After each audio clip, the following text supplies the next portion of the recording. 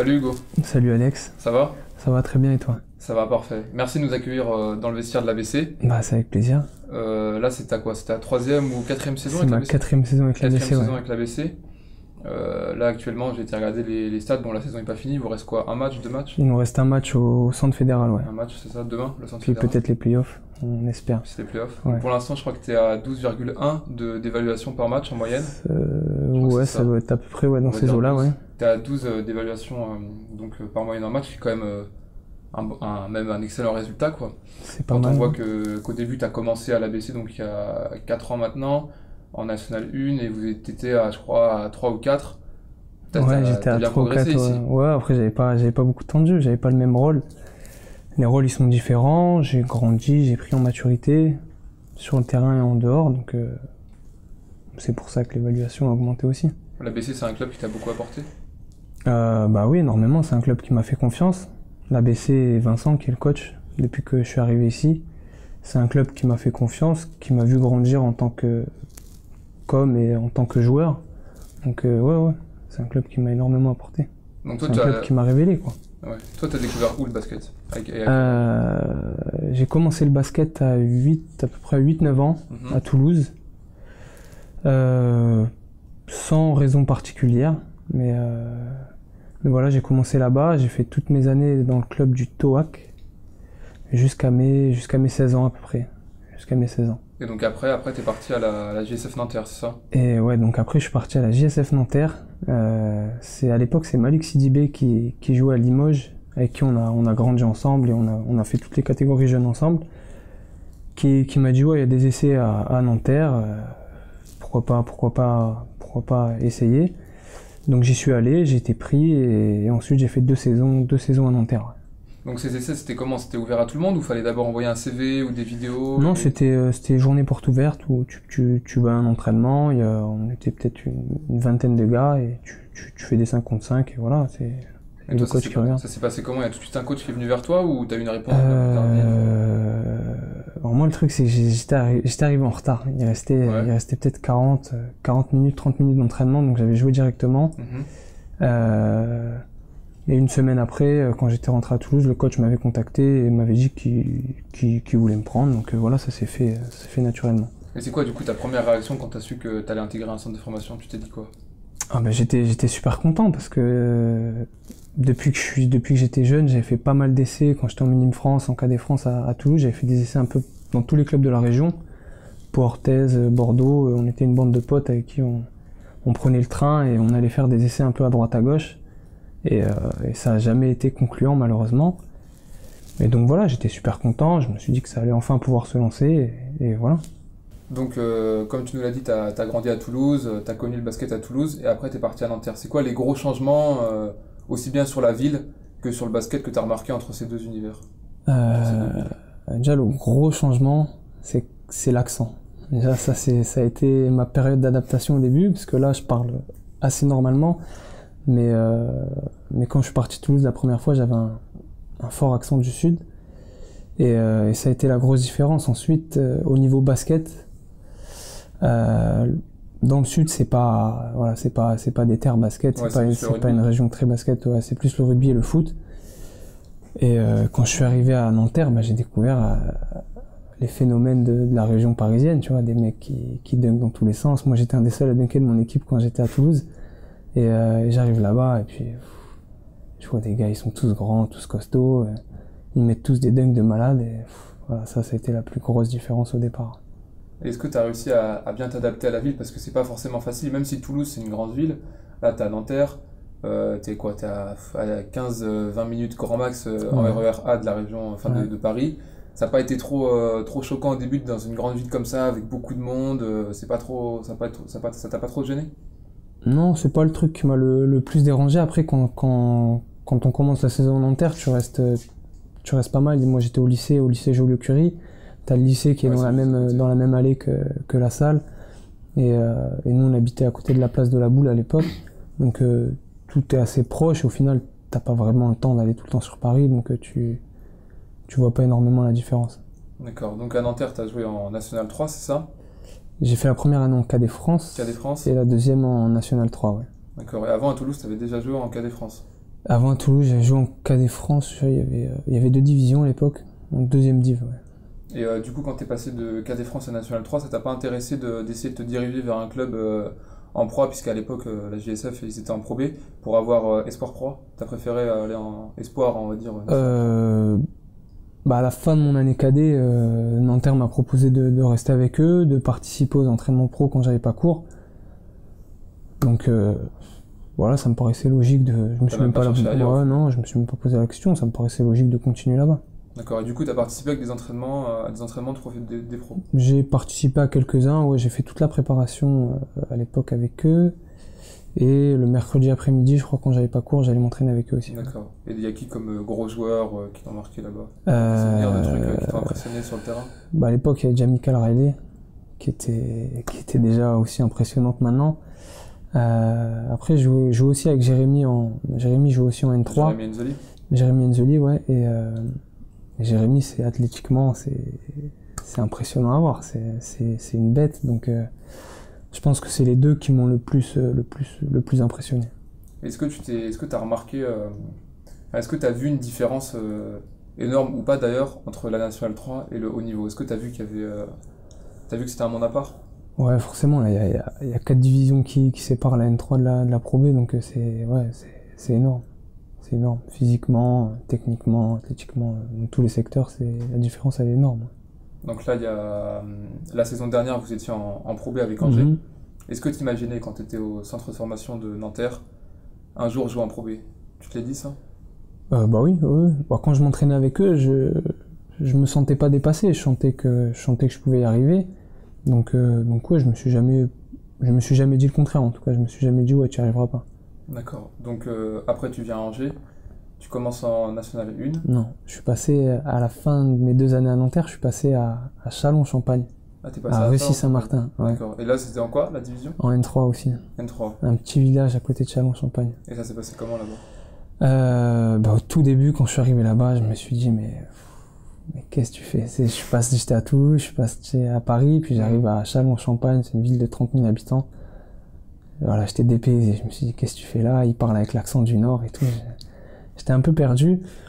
Puis au final, franchement, j'ai passé une excellente saison au final. Sur le plan humain surtout, j'ai rencontré des personnes vraiment, vraiment exceptionnelles sur le plan humain et j'ai passé une super saison, je me suis éclaté au final. D'accord, donc c'est après cette saison que tu te diriges à Angers? C'est après cette saison que je me dirige à Angers, ouais. D'accord, et ça s'est passé comment? T'as eu plusieurs propositions ou tout de suite t'as eu des contacts avec Angers Non, à la fin de cette saison, j'avais quelques propositions avec des National 3 de la poule.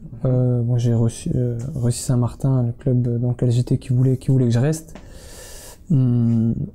Et ensuite, à la fin de cette saison, il y a Malik qui m'a proposé, Malik Sidibé encore une fois, qui m'a proposé de venir chez lui, qui jouait à Bourg-en-Bresse à l'époque, qui m'a proposé de venir chez lui quelques jours. J'y suis allé et je me suis entraîné avec leur équipe qui était en vacances.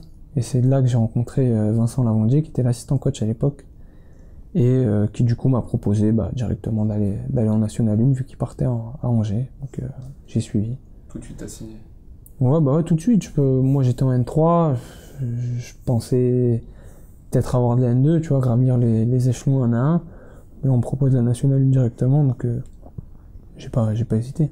D'accord, donc t'as commencé avec un petit rôle, tu disais, dans l'équipe? Ouais, j'étais le 9, 10, 11e homme, quoi. Durant toute cette saison, t'étais ou après t'as évolué? Non, après le discours de Vincent, et ce qui a fait que j'ai pas hésité non plus, c'est que avec lui c'est assez simple, c'est si tu te donnes les moyens d'y arriver, et si tu travailles, et si tu te bouges à l'entraînement, tu joueras. Tu vois, il fera jouer les joueurs qui pour lui feront gagner des matchs. Donc ensuite j'ai eu un peu de chance, il y a eu quelques blessés, il y a eu Pierre-Étienne Drouot qui s'est blessé à un bon moment de la saison. Donc ça m'a entre guillemets donné ma chance et de pouvoir montrer ce que je pouvais faire à ce niveau. Est-ce que c'est pas trop frustrant de s'entraîner tous les jours, voire même 2 fois par jour, de se donner à fond et au final le week-end de pas beaucoup jouer? Est-ce que t'en prends pas un coup au moral quand ça se répète? Si, c'est très très frustrant. Après j'ai eu la chance entre guillemets de pas le vivre plusieurs années. Trop longtemps, ouais. Je le vois, j'ai des potes à moi qui le vivent. Je le vois à quel point ils sont frustrés, surtout quand tu travailles énormément à côté. Et quand tu sais ce que tu peux donner à ce niveau, parce que quand tu sais que tu prouves à l'entraînement et que tu joues pas quand même, je pense que c'est énormément frustrant. Ouais. Et après moi, Vincent a toujours récompensé les efforts que j'avais fait, donc j'étais frustré de pas jouer, t'es frustré quand tu commences à jouer 10 minutes et que tu sors, t'es frustré, donc ouais, après c'est comme ça. Ouais. Et comment tu fais quand tu es dans cette situation de peu de temps de jeu, comme on le dit? Comment tu fais pour contrer cette frustration, pour te dire bon, demain je vais à l'entraînement, je vais continuer de taffer? Comment tu fais, tu vois, pour tenir le coup? Parce que ça peut être difficile, il y a des joueurs qui n'arrivent pas forcément à tenir. C'est difficile. Après, moi, j'abordais pas les choses de ce côté-là. C'est-à-dire que si je jouais pas le week-end, j'arrivais à l'entraînement après, avec le lundi, en me disant, voilà, tu vas voir, je vais te prouver que t'aurais dû me faire jouer. Et toute la semaine, le gars qui est en face de moi, dans ma tête, je le défonce. Même si c'est mon coéquipier, j'ai envie de prouver, tu vois, t'as les nerfs et t'as envie de prouver que tu peux jouer, tout simplement. Est-ce que le fait de pas beaucoup jouer, même si ça n'a pas été trop long, ça t'a pas un peu, je sais pas dégoûté du basket, tu vois, mais est-ce que tu t'es pas dit des fois, ouais, ça va être compliqué pour le haut niveau, ou tu t'es jamais dit des choses comme ça? Non, franchement, je me suis jamais trop posé la question. Tu es resté Peut-être accroché. un peu insouciant, voilà, ouais, je suis resté accroché au truc et je me suis jamais vraiment posé la question. D'accord, donc là c'est ta 4e saison à la BC, on l'a dit, tu as environ 12 d'évaluation, tu fais une excellente saison. Excellent, non, j'ai même pas été dans les 3 premiers meneurs. Ouais, mais Par tu as été plusieurs basket. fois dans le 5 de la Fédé. Ouais, après T'as excellent. quand même fait, je crois, 2 matchs ou 3 à 26 points, même un encore plus au-dessus. Tu t'es quand même montré cette saison, plus que les autres saisons. Oui, j'ai réalisé une bonne saison. Après voilà, je joue plus aussi. Donc les stats elles augmentent forcément quand t'as plus de temps de jeu. Après, excellente saison, non, je dirais pas que c'est une excellente saison. C'est une bonne saison. Après, voilà, la saison individuelle et collective, c'est lié. Pour l'instant, on n'est pas sûr d'être en play-off encore. On attend le dernier match, il faut qu'on gagne et que Tarbes gagne contre Quimper. Donc voilà. Si on va au bout, ouais, là, ça sera une excellente saison. L'objectif, c'est quoi? C'est de gagner les playoffs? De toute façon, une fois que tu es en play-off, l'objectif c'est d'aller où? Tu commences pas les play-offs en disant ouais, si je passe un tour, c'est bien, je serai satisfait. Une fois que tu es en play-off, ça y est, c'est la guerre. Et le but c'est d'aller où? D'accord, donc comme on l'a dit, l'année dernière, vous étiez en Pro B. Là, tu es retourné en N1 toujours avec Angers. Est-ce que la différence entre la N1 et la Pro B, elle est énorme ou au final, est-ce qu'elle est pas trop énorme? Non. C'est quoi les grandes différences et c'est quoi les points communs entre ces deux niveaux? Déjà, le truc c'est que la Nationale 1, depuis la première année, j'ai commencé il y a 4 ans. Et aujourd'hui, elle a énormément évolué. Ça a énormément évolué. Déjà, il y a un étranger en plus. Mais au-delà de ça, c'est beaucoup plus homogène. Comme on peut le voir, le championnat cette année, il est très resserré. Après, la plus grosse différence, elle est athlétique et physique, je pense. À l'intérieur, c'est un peu plus athlétique, c'est plus physique. Il y a des meilleurs joueurs de 1 contre 1 en Pro B, je dirais. Après, il n'y a pas un monde qui sépare les deux niveaux. Non. Au-dessus de la Pro B à la Pro A, tu penses qu'un jour tu pourras y aller? J'espère. C'est l'objectif? C'est l'objectif, je me fixe pas d'objectif limité ou voilà, la Pro B, la Pro A. Une fois que je serai en Pro B, voilà, je penserai à la Pro A et puis si j'y arrive, tant mieux. Si on me donne ma chance, ouais. T'as joué 2 saisons avec Richie Gordon, c'est ça? 2 ou 3? Deux saisons, ouais. Là, pour cette saison, il a été élu MVP de la Nationale 1, tout simplement. Il passe en Pro B avec Blois. Ouais. Ils ont été champions, je crois, peut-être quoi, 5 ou 6 journées avant? Ouais, 7, je crois même. 7? Ouais. T'en retiens quoi de ce joueur quand t'as joué avec lui? Richie, est très marrant, déjà en dehors du terrain. Ensuite, sur le terrain, c'est un joueur qui a besoin de beaucoup de liberté pour s'exprimer, qui propose beaucoup de choses, qui est toujours en mouvement, qui est toujours en train de chercher à te mettre un écran, à faire les choses. C'est un joueur qui a énormément de talent. Que voilà, donc c'était un plaisir de jouer avec lui. Qu'il soit MVP cette année, c'est peut-être un peu moins mérité que l'année où il était avec nous, parce que l'année où il était avec nous, voilà, la question elle se posait même pas. Cette année, voilà, leur équipe, enfin, tu mets le meilleur joueur de la meilleure équipe, voilà, c'est pas Moi, c'est pas mon avis cette année-là, parce que l'équipe de Blois, voilà, tu peux pas distinguer un joueur d'un autre. C'était l'équipe entière à l'MVP dans ce cas-là, parce que voilà. Tu aurais voulu voir qui toi MVP? Euh... T'as une idée précise? Ouais. Ouais, je pense que après ils finissent dans les derniers. Mais c'est Brown, Wilbert Brown, je crois qu'il s'appelle, à Vitré. Voilà. Ils étaient à 2 victoires, je crois, quand ils sont arrivés, et maintenant ils se maintiennent, tu vois. Si tu prends le ratio de victoires qu'il a eu depuis qu'il est arrivé, c'est le même que Richie a eu avec Blois, je pense. Et voilà, statistiquement, il a survolé la saison. Donc, je pense que ça aurait été peut-être un peu plus mérité de lui donner à lui. En National 1, il y a pas mal de joueurs qui font parfois 1 ou 2 saisons. C'est un peu un niveau de transition au final entre ceux qui viennent de la N2 et qui essaient d'aller plus haut, ou ceux qui sont en Pro B mais qui ont fait un peu une mauvaise saison, qui reviennent on va dire, se refaire une santé en N1. Du coup, il y a beaucoup de joueurs qui passent en N1. C'est qui les joueurs ou le joueur le plus fort contre qui t'es joué, enfin tu vois, celui qui t'a le plus marqué? Que en N1 ou avec la Pro B avec? Bon, tu peux même mettre la Pro B. Avec la Pro B, je dirais, je prends un mec face à qui j'ai joué un vis-à-vis directement, ce serait Will Solomon, je pense.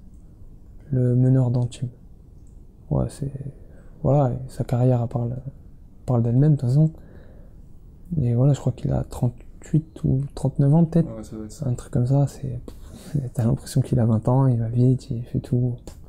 Voilà, je pense que c'est le meilleur joueur face à qui j'ai joué. T'as des modèles dans le basket? Des modèles. Non, il y a des joueurs que je regarde. Après, les modèles, c'est plus quand t'es petit.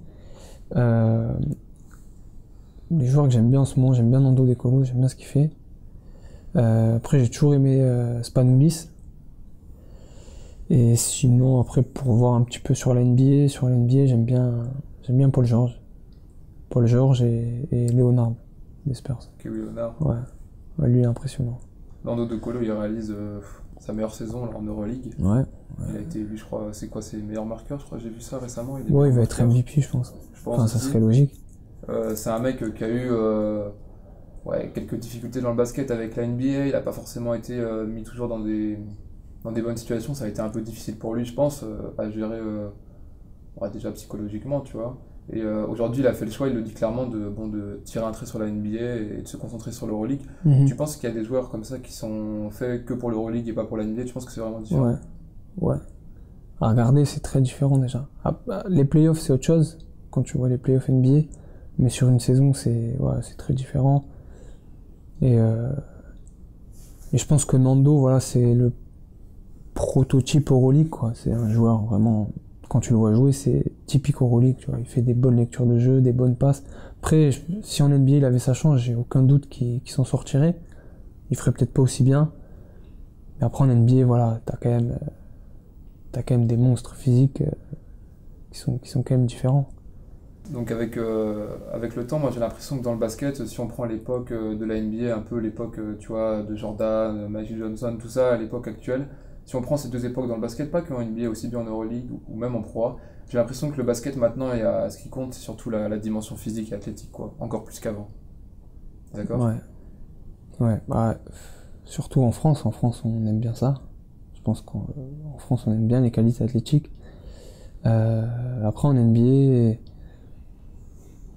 le jeu, il change, il évolue. Après, quand t'as des joueurs... Excuse-moi. Après, quand t'as des joueurs comme Stephen Curry, ça révolutionne un peu le basket, tu vois. Tu peux mettre des shoots un peu n'importe comment. Maintenant, t'as toutes les positions qui veulent shooter à 3 points jusqu'au poste 5. Donc, ça change, ça évolue. C'est normal, je pense. Est-ce que tu penses pas qu'en France... on abuse peut-être un peu trop sur cette dimension physique, parce que quand tu regardes les pays de l'Est, le Monténégro, la Croatie ou quoi, ils ont des joueurs qui sont bien sûr qui sont grands, qui sont athlétiques, mais moins qu'en France, et eux ils priment surtout sur leur qualité technique. Est-ce que tu penses pas qu'en France on abuse un peu sur Si, tout à fait. Après, je pense qu'en France on veut copier un petit peu le système américain. On recrute par rapport à ça de toute façon en France, c'est-à-dire que quand t'es jeune, il y a un critère de taille, il y a un critère physique directement, alors qu'on regarde pas. Moi, je l'ai vécu quand j'étais plus jeune, tu vois. Ça m'est arrivé plusieurs fois qu'on me dise ouais t'es bon mais bon t'es un peu petit, t'es un peu gringalé, voilà ça va pas le faire mais t'es bon, voilà.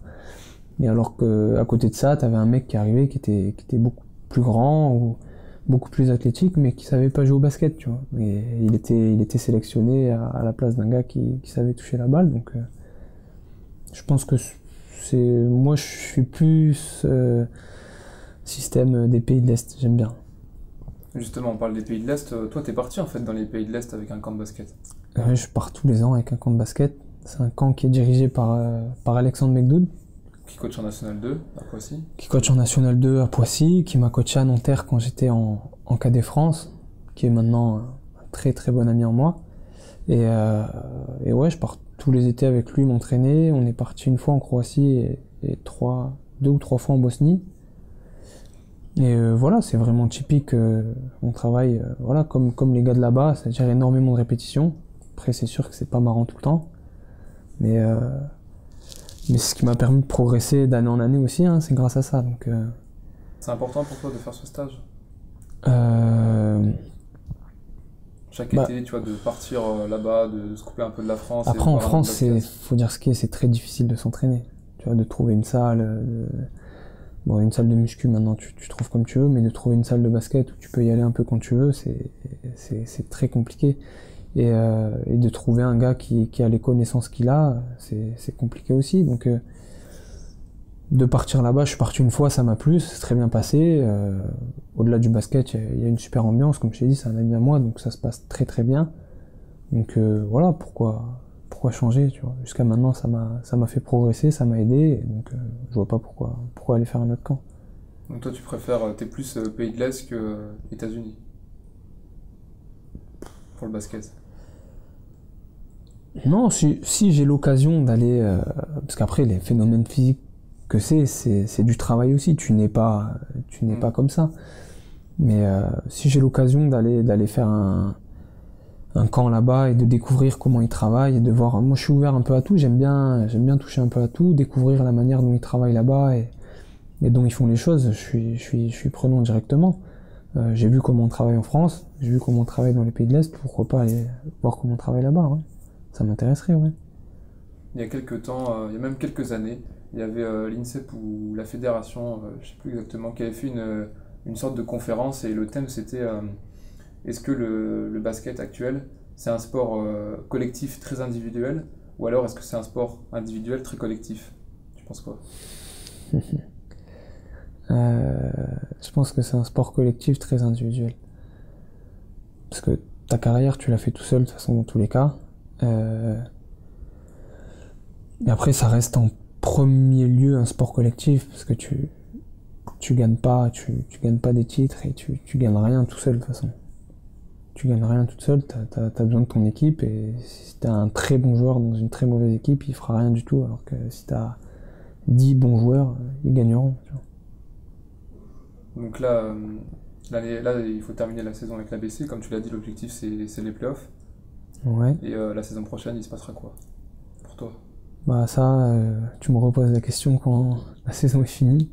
Pour l'instant, je me penche pas trop dessus tant que la saison n'est pas terminée. On verra au moment voulu. Pour l'instant, la saison n'est pas finie, donc il n'y a aucune offre qui a été faite, donc on verra en temps voulu. Tu te laisses d'abord le temps de terminer la saison et tu gères ça. Ouais, je me prends pas trop la tête par rapport à ça. Je suis dans une situation quand même plus confortable que ce que j'ai pu vivre par le passé. Donc voilà, je me prends pas la tête par rapport à ça. On verra les offres qu'il y a et j'étudierai les solutions et voilà, on verra ça avec mon agent. Donc récemment aussi, il y a eu quelques news qui ont tourné par rapport au fait qu'il y a des pays, comme par exemple, je sais qu'il y a l'Espagne qui pour les prochains JO carrément ne peuvent pas jouer. Il y a encore plus d'équipes pour les prochains championnats d'Europe. Qu'est-ce que tu penses de cette situation? J'ai pas suivi tout le truc par rapport à l'Euroleague Ouais, parce qu'en et fait, la c'est FIBA. par rapport à l'Euroleague, la Champions League, tout ça. Ouais, après, si j'ai bien compris, c'est la FIBA qui fait un petit peu de chantage par rapport à ça. Après, quel intérêt de regarder une compétition mondiale ou européenne s'il n'y a pas des pays comme l'Espagne ou il y a la Serbie aussi, je crois. S'il n'y a pas des pays comme ça, c'est quoi l'intérêt de regarder la compétition? Ça, Enfin, la Coupe d'Europe sans l'Espagne, ça sert à rien. C'est plus C'est la pas Coupe intéressant. d'Europe. Ouais, voilà, c'est pas intéressant. C'est sûr. Donc là, comme je l'ai dit, il y a les prochains JO qui arrivent cet été à Rio. Pour la France, il faudra faire le TQO, aussi bien pour les filles que pour les gars. Je Mhm. pense que pour les gars, c'est possible de se qualifier. J'ai pas suivi non plus l'équipe qu'ils vont avoir. Je sais pas s'il y a les joueurs NBA ou pas. Parce que là, Ouais. justement, il y aura des difficultés. Pour l'instant, c'est pas trop, mais il y aura des difficultés par rapport à ça. Ouais, les contrats, tout ça, les joueurs NBA. Après, ouais, je suis persuadé qu'ils peuvent le faire. Ils avaient bien fait des super résultats sans Tony Parker il y a 2 ou 3 ans, donc moi j'en doute pas. Et tu penses qu'au JO, si ils arrivent à avoir une grosse équipe, tous les joueurs NBA qu'on a, vraiment l'équipe qu'on veut, tu penses qu'on peut aller loin? Ouais, Tu penses qu'on Ouais. peut aller jusqu'où? jusqu'à battre les États-Unis. Battre les États-Unis? Ouais, j'aimerais bien. Tu penses que sur un match, c'est possible? Sur un match, c'est possible, ouais. Il y avait Tony Parker, justement, suite à l'Euro, et bon, malheureusement et heureusement, en fait, leur médaille de bronze, mais qui disait, qui disait que, bon, au JO, tout était capable, quoi. Enfin, on pouvait tout faire au JO, et sur un match, tout pouvait se jouer, et que l'équipe de France, ils avaient que des joueurs NBA, ou que des joueurs athlétiques, que des très bons Mhm. joueurs, et lui, il pense que c'est possible, quoi. Ouais, après, voilà, comme je te disais, en France, on aime beaucoup copier le système un peu américain sur les qualités athlétiques, tout ça, donc ça se retrouve dans l'équipe de France, et sur plusieurs matchs, non, je pense pas. Sur un match, oui. Après, les États-Unis, ils peuvent faire une équipe A, B, C, D, et elles sont toutes aussi impressionnantes que les autres. Donc, mais sur un match, ouais, je suis sûr que oui. Ok. Donc là, on a pas mal parlé de basket. Est-ce que tu as d'autres passions ou d'autres centres d'intérêt dans ta vie? Tu fais quoi par le basket? Durant la saison, pas grand-chose. Durant la saison, à part m'entraîner, et me reposer et bien manger, pas grand-chose. Tu joues à la console? Euh, Pas non, trop? non, pas. J'aime bien jouer à la console. Après, voilà, je préfère pas l'avoir chez moi, sinon tu dors pas après. Non, je joue pas trop. Je préfère y jouer entre amis, tu vois. Si on se retrouve une soirée, on fait un FIFA ou un Touquet, ouais, ça j'aime bien. Justement, tu parles de FIFA, tout qui est entre amis, tout ça. Il y a une question qui, des fois, revient assez souvent, c'est la cohésion dans une équipe, tu vois. Parce que des fois, il arrive que dans une équipe, surtout dans le monde professionnel, tu te retrouves avec des gars que t'aimes pas forcément, ou voilà, ou c'est pas forcément tes bons potes. Mhm. Mais est-ce que tu penses que c'est gênant ça pour jouer ou non? Euh, pour moi, personnellement, non. Je pense pas. Une fois que je suis sur le terrain, je t'aime ou je t'aime pas, si on est dans la même équipe, le but c'est de gagner. Tant qu'on est tous les deux dans le même objectif qui est de gagner, ça me dérange pas. Après, si je joue avec un gars qui, quand il est sur le terrain, il en a rien à foutre, ça va pas le faire du tout. Donc là, on est dans les vestiaires de l'ABC, ton club. Mhm. Mais quelques vestiaires à côté, il y a aussi ceux de l'UFAB, le club féminin d'Angers qui est en Mhm. première division. Tu vas aller voir jouer des fois? J'y suis allé peut-être 3 ou 4 fois cette saison. Après, voilà, j'y vais parce qu'on les croise tous les jours. Après, le basket féminin, c'est pas trop ma tasse de thé. Mais voilà, on les croise tous les jours, on les voit tous les jours s'entraîner, donc forcément, ça donne envie d'aller les voir. Ça t'intéresse pas trop le basket féminin? Qu'est-ce que t'aimes pas dedans? Ça manque de qualité athlétique. Vraiment de qualité athlétique. Non, après, c'est pas moins spectaculaire, c'est pas quoi. trop ma tasse de thé. Ouais, c'est un peu moins spectaculaire. Et voilà, là vu qu'on connaît les joueurs, c'est intéressant d'aller les voir. Après, si je connais pas, je mettrai pas un match à la télé, quoi. Des fois, vous faites des trucs tous ensemble, des soirées ou des trucs, c'est les clubs, les deux équipes, là, c'est un peu lié ou c'est un peu chacun de son côté?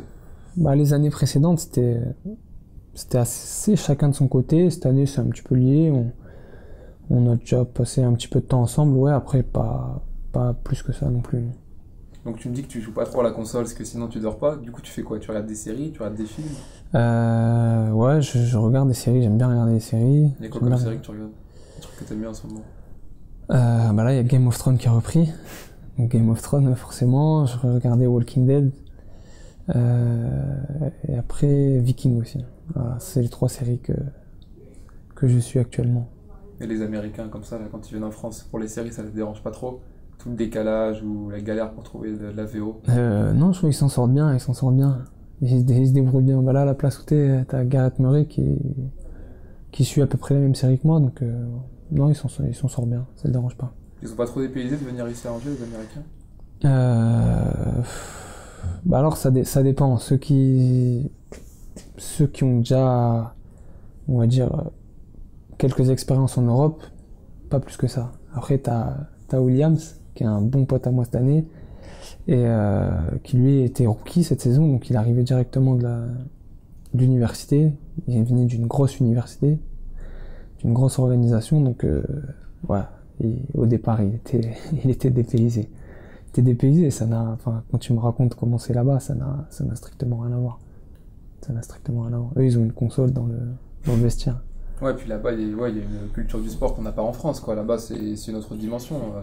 En France, des fois, le sport, c'est un peu négligé, dénigré, quoi. Là-bas, quand t'es sportif, T'es le roi du monde, ouais. T'es le roi du pétrole. Après, c'est clair que par rapport à ça, ils ont pas mal d'années d'avance par rapport à nous.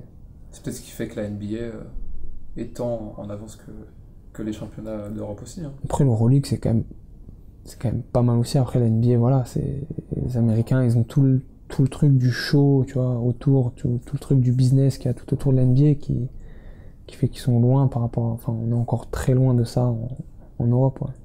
Donc toi, tu me dis que tu regardes des séries comme Viking, Walking Dead, tout ça, et on trouve quoi dans ton iPod, sur ta playlist? Il y a quoi comme musique? T'écoutes quoi? En musique, je suis très très ouvert, tu vois, franchement, je peux écouter de tout, j'aime bien la musique des Balkans.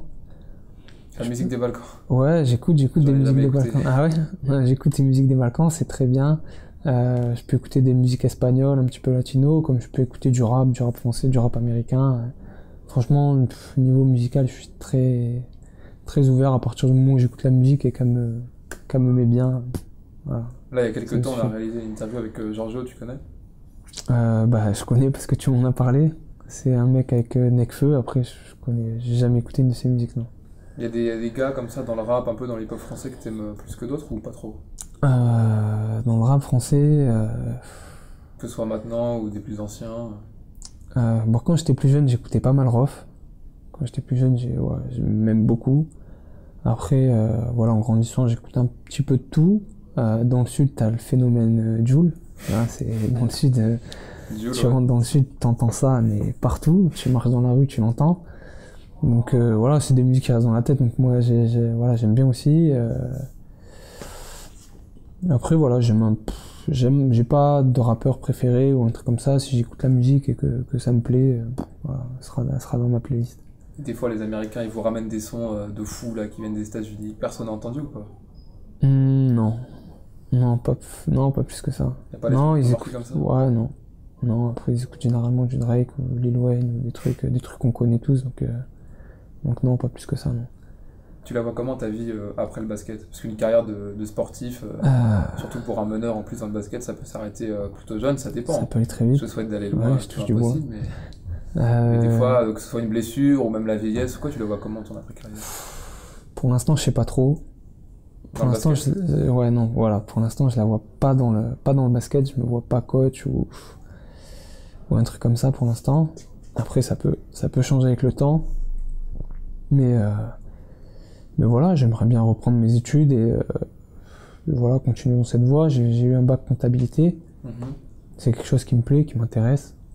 Donc voilà, pourquoi pas, quand je finis ma carrière, être titulaire d'une licence ou d'un master si j'arrive à aller jusque-là. Et voilà, c'est quelque chose qui me plaît aussi, et voilà, de changer totalement d'univers. Pour l'instant, c'est ça qui est dans ma tête. Toi qui as connu un centre de formation, tu penses pas que certains centres, peut-être pas tous, je sais pas, mais en tout cas certains négligent un peu ce côté des études? Franchement, je sais pas. Le truc qui est dommage, c'est qu'on te suit jusqu'au bac. Quand tu es au centre de formation, je pense. Après, avec un bac à l'heure actuelle, tu fais pas grand-chose. Et par contre, sur ce point-là, ça serait bien qu'on s'inspire un peu des États-Unis, parce que eux, voilà, lui, Cédric, que je te parlais tout à l'heure, il est sorti de la fac, il a un bac plus 4, il est diplômé, donc en finance, je crois, si je me rappelle bien. Donc voilà, ça c'est quelque chose qu'on devrait copier sur eux, c'est clair. Bon, Hugo, merci pour cette interview. Ouais, bah avec plaisir. Bonne fin de saison, bonne chance pour la suite. À plus tard. Ouais, à plus tard, à la prochaine, Alex. Plus tard, Hugo. Wish I'd have known. I never thought I'd be so fragile. You're not alone. It didn't break before it's about to. We've been here before. I don't ever wanna change. I'm fragile.